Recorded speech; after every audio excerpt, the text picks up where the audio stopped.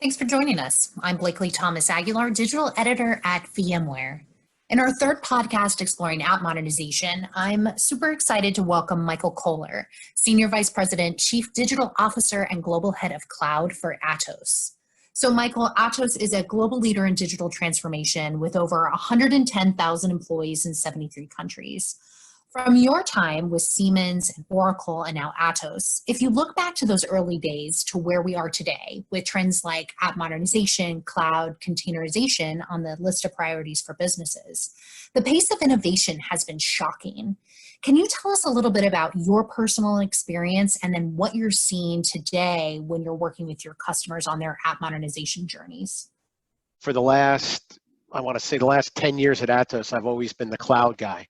Right, so infrastructure as a service, I built out our original VMware platforms going back to '07. In fact, I remember when Pat first joined the company, we met him. I was still a Siemens employee when he first joined the Dell or the EMC family back then, right? And we know technologies like TPF, KIX, IMS, DL1, which nobody for the last 10 years has even brought up or discussed. Now when we sit with a lot of our customers, we're like, well, how do we get our IMS DL1 to work with a data lake on Google? So the technologies that we dealt with, and to my point, 30 years ago when I started, have now become mainstay in helping our customers achieve their modernization efforts. So it's come full circle, right? I get to talk about cloud, I get to talk about legacy technologies, I get to talk about mid-range systems. It's kind of cool in a way. I was reading Atos' blog and Adam Lewis wrote that hybrid cloud and containers are the new norm. Can you dive into that for us? Because 3-4 years ago, we were just hearing about this technology from a future tech perspective.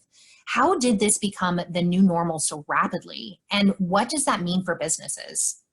I think it became the new normal because time to value, innovation, and R&D funds are scarce. So really there became the view within IT, how do I stop trying to get all these dollars myself and innovate with partners, ecosystems, and unleash the power of partners and ecosystems internally? And that led internal ID departments and service providers to figure out how to partner more effectively.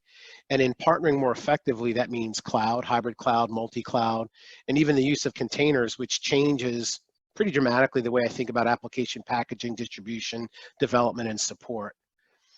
Hybrid cloud and multi-cloud are a little different, right? So hybrid cloud says I'm going to have a common way that I consume standardized services across all cloud providers the same way. So essentially, it's still having some level of control myself on how I define how to do that, and using common infrastructure as a service, as an example, is going to be the same across AWS, Azure, and Google.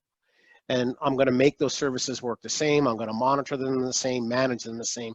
That's hybrid cloud. So I can do it across clouds, common standards, common tooling, common delivery model.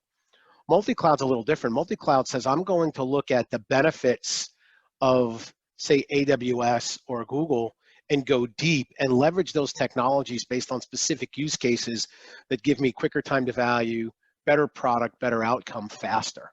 So I'm going to go deeper and leverage the cloud native capability they give me. And I think as customers have started to adopt that mindset, it's now become the standard to say, look, I can get it better, faster, cheaper, and utilize it and just flip the switch and consume it versus having to build all of these things myself and try to maintain, support, and integrate. So that became and has become the de facto standard for CIOs, lines of businesses, and the like to get going.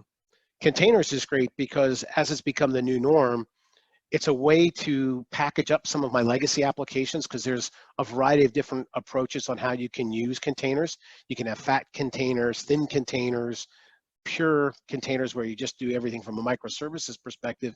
But containers gives me a common building block on how I can utilize and consume those services. So containers now has eclipsed most of the legacy ways that we wanted to build, package, deploy, and support code.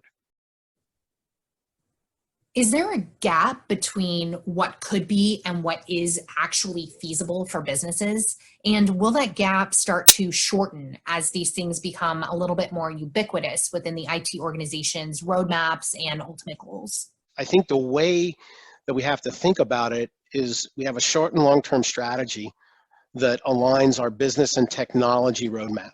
And that should really drive how we make decisions. And we should do or make those decisions based on really kind of two thought processes.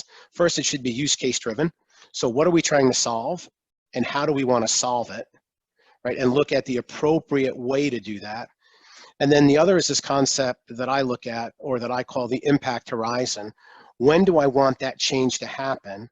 And then back into planning for it to happen, and then driving that change.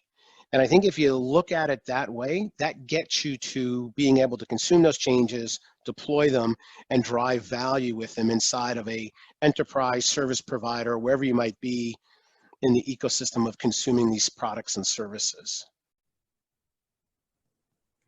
That's a shift as well, right? Yeah, and I think that's how we look at it ourselves, which is why we do hybrid cloud and multi-cloud and support a lot of what we do. We have the concept of, based on the application use case, put the right workload on the right endpoint with the right set of services. And that also allows us to manage cost more effectively, because in the past, when we built these giant landscapes for SAP or custom applications, we built with the peak in mind versus common utilization. So now with the application driving this type of behavior, we build for the horizontal need or the common need, and we're able to load balance those services and do it more cost effectively. We're not building for that peak need. Which, thank goodness, especially in the current climate with people working from home globally and consuming services wildly differently right now. Yeah, if you look at what's happened in the last 2 weeks, right? We've had a 180-degree different way that people are accessing the infrastructure. They moved out of corporate facilities into their home. So the VPNs, the traffic, how they get to those applications, and the routes those applications took internally all had to change dynamically. Typically in the past, we would have had hundreds of people going in, changing firewall rules, setting up VPNs. Today, and this is a great benefit of what we get with VMware and some of the tooling that we've deployed, we're able to just say, let's change that deployment model, and automatically the rules that we put in place are automatically changed to support the way we want to run that business now, that we can support and change the workload from being on this set of load balancers or web servers in this data center to push them over here, because now they have to support all this VPN traffic that wasn't there before. And our traditional traffic load and pattern has shifted. So now we can change that dynamically. In our current infrastructure and IT models, how is that changing the way security is thought of and integrated, not just into the infrastructure model, but also the way that applications are being built? And as a second part to that, how is it changing the education needed for practitioners to start thinking about security as part of the build? And I think in the past, security is always treated as a bolt-on or something we did afterwards, i.e. we hardened the infrastructure, we hardened the app, and we had a set of standards that we followed. As long as we checked off the list, we were good.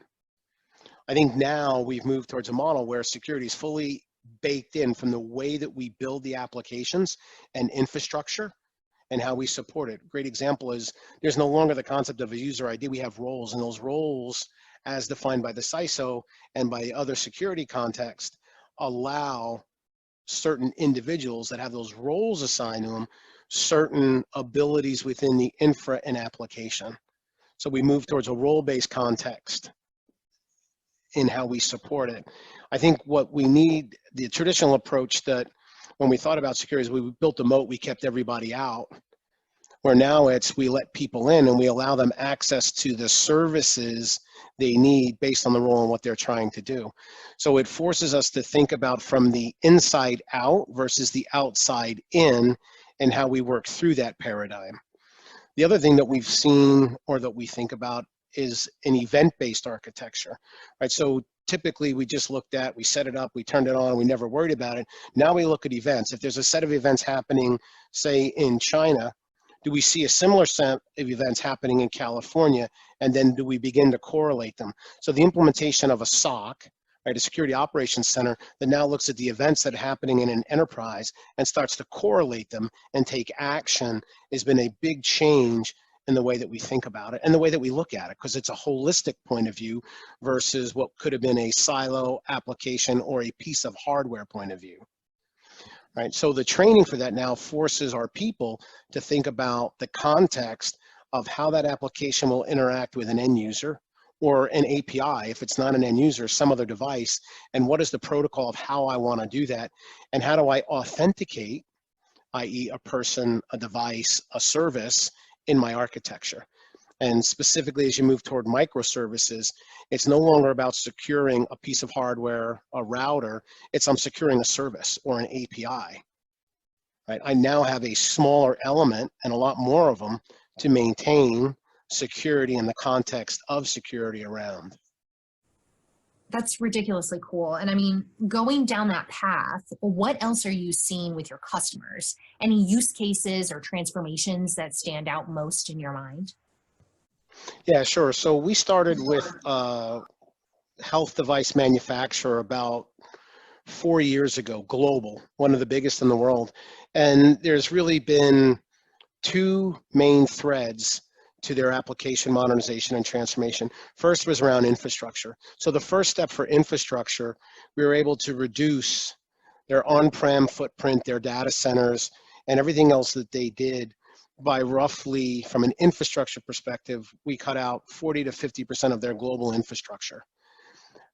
Aligned with that, we were also able to eliminate, from a data perspective, roughly 65% of the redundant data sets that were in their environment as we worked through that transformation. Another key thing that was about it, or that was key to it, is we moved them from what was a traditional, where everything was on-prem, to a full hybrid model. And from a hybrid model, that allowed us to take them from 100% on-prem, disparate platforms, so mainframe, legacy Unix, early type virtualization, so x86 type stuff.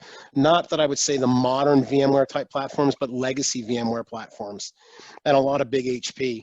We moved them from 100% on-prem to what ultimately became a modern private cloud based on an Atos and joint VMware offering that we call DPC, our digital private cloud, that took up now roughly about 31% of their legacy environment. We moved them to about 30% public cloud, and at the moment they leverage one public cloud, Amazon, with plans to go to Google this year. And then we decommissioned roughly about 15 to 20% of their legacy infrastructure, i.e. data center, server storage, and network. So that was kind of phase one, huge impact to the customer. We've just started phase two. We've been at phase two now for about a year. So we're in the process of migrating close to 3,000 applications to take them in kind of be three worlds that we live in. We're going to have a traditional set of applications that won't go away. There'll be a set of hybrid applications that are part legacy, part new, data lakes, IoT, things like that. And then there'll be a set of cloud native applications where we rebuild everything focused on the consumer and the connected world. That transformation will take about another 2 years, but when they're done, they'll have a fully interconnected end-to-end consumer experience and data platform that allows them to deliver modern healthcare and predictive healthcare customized based on the user of those systems, which is really cool because you get to the point where now what we've been building with them is aligned towards what I would say is engineered health for the individual, where it takes into consideration Michael Kollar versus a demographic that looks like me. And I think that's really cool when a global customer that we're working with is engaged with Atos to go from infra apps to ultimately how they interact with their customers and the end users for the products and services they build. And with that fantastic example of the power of app modernization, that is a wrap for this episode. I'm Blakely Thomas Aguilar. Thanks so much for joining us. And thanks to Michael Kollar of Atos for sharing your experiences and your breadth of knowledge with us here today. You can learn more about Atos at atos.net. That's ATOS.net. And for more application modernization videos and podcasts, visit us at VMware's YouTube channel or vmware.com/radius. Until next time.